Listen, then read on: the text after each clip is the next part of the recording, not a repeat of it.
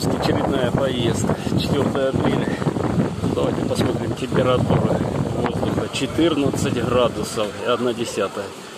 Значит, это большой бассейн, в котором я сейчас стою. 36,5 градусов. Джакузи работает корпус 42, ровно 42 градусов.